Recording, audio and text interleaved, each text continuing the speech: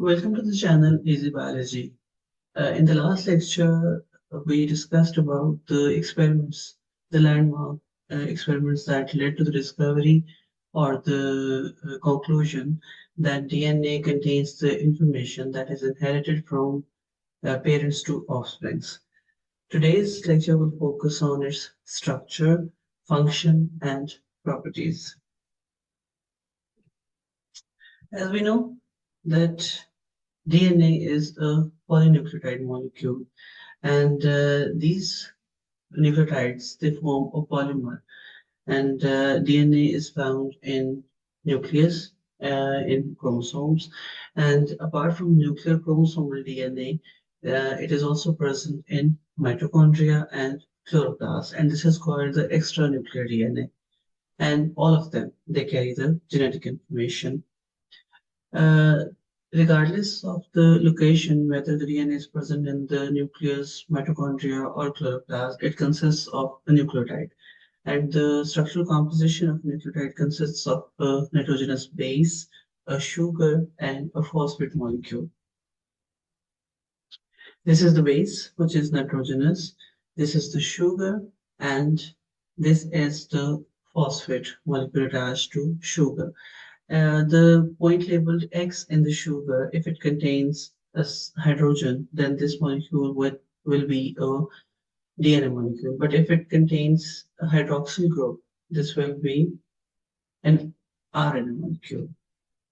When only base and sugar are considered together, this is called nucleoside. However, if a phosphate is attached, this is called a nucleotide. So the bases are actually the difference between different nucleotides. Otherwise, the base and the sugar and the phosphate group are the same. The nitrogenous bases, there are four types. The single-ringed bases are called pyrimidines, and the double-ringed bases they are called purines. There are three types of pyrimidines: cytosine, thymine, and uracil. The cytosine is present in every type of nucleic acid. However, in DNA, only thymine is present, and in RNA, in place of thymines, there are uracils. There are two types of double-ring bases, adenine and guanine, which are also present in all nucleic acids. This is a nomenclature of nucleic acid components. For example, if the purine adenine is present in the nucleotide, its nucleoside will be called adenosine, deoxyadenosine, if you're talking about RNA and DNA respectively. The nucleotide will be called adenylate in RNA and deoxyadenylate in DNA. For purine guanine, the nucleoside is called guanosine and nucleotide is called guanylate in case of RNA, and deoxyguanosine and deoxyguanylate in DNA. Similarly, for cytosine, thymine, and uracil, the similar nomenclatures they are adopted. Because the nitrogen bases, they are a very crucial component of DNA and RNA, and there are many naturally occurring compounds that are analogous to the nitrogenous bases. They can be used as anti-cancer and antiretroviral agents, and they insert in place of the nitrogenous bases in the nucleic acids. When we talk about the structure of DNA, there are different levels. For example, the primary level or the primary structure of DNA is the linear sequence of nucleotides. And conventionally, when we write it in 5' to 3' direction. And this direction is because at the 5' end, there is a free phosphate group, and at the 3' end, there is a free 3' hydroxyl. The bond that links one nucleotide with the other is between the 5' phosphate of one nucleotide and 3' hydroxyl of other nucleotide. And this linkage, which connects phosphate and hydroxyl, this is called phosphodiester linkage. And this is how traditionally the DNA sequence is written, where you can see that the phosphate and sugar backbone is the same for all nucleotides. However, it is the nitrogenous base that differs. For example, in the written sequence, in the on the left side, the first base is adenine, followed by cytosine, guanine, thymine, and again adenine. So the sequence is written as A, C, G, T, A as a shorthand notation because the backbone is the same. However, the secondary structure of DNA is a double helix. The two uh, polynucleotide chains, they are held together by means of hydrogen bonds that then take the form of a double helix, and this is a right-handed double helix. This means that when you uh, look at the turn of the helix from top, it turns on the right side. The two antiparallel polynucleotide chains, they are wound together around the same axis. This is what I just said, that there are two chains, polynucleotide chains, which are held together by hydrogen bonds, and their bonding together is in a way that it forms a helical turn. And these two polynucleotide chains, they are antiparallel, which means that one chain runs in 5' to 3' direction, whereas the other runs in 3' to 5' direction. And there's a central axis of symmetry around which this helix is wound.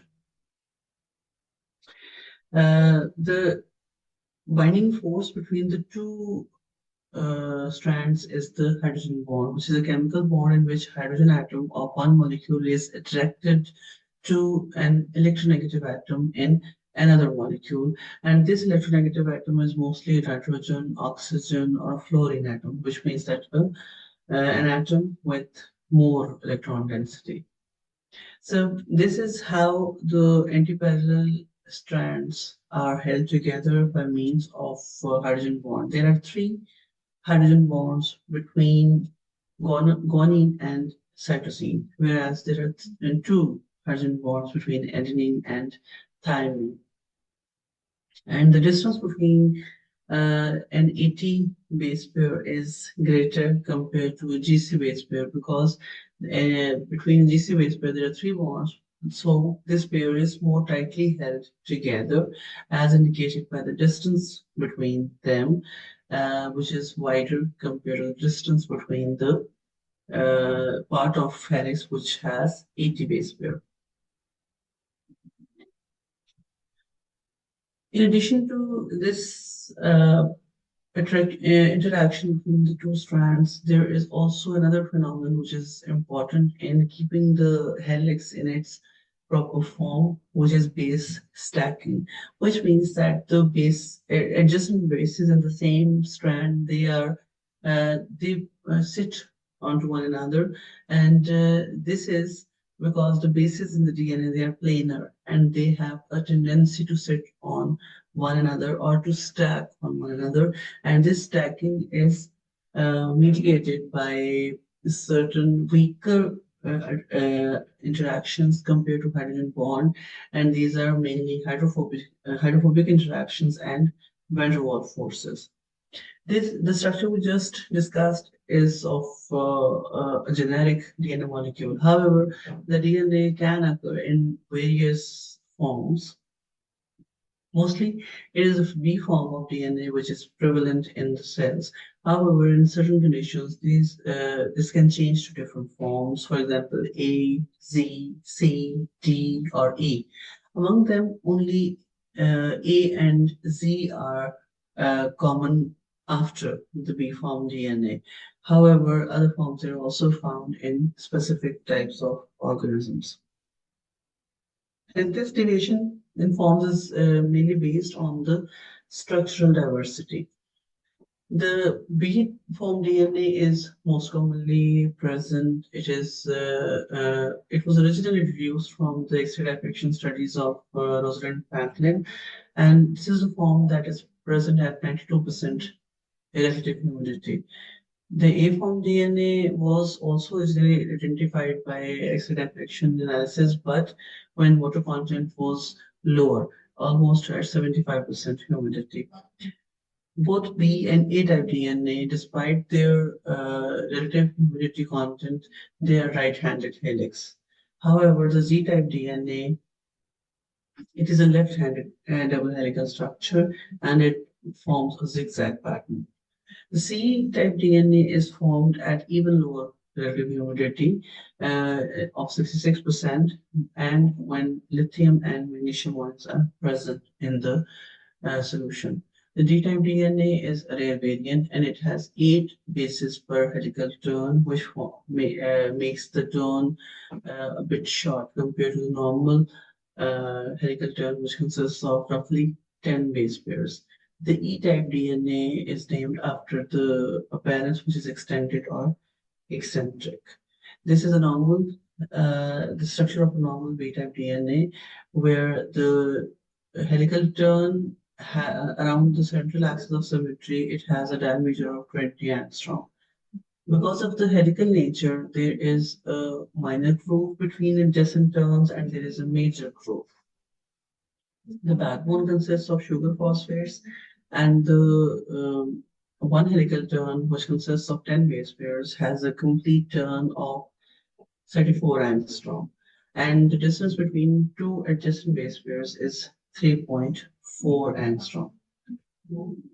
This A-type DNA at lower humidity, it is wider and fatter compared to the B-form DNA.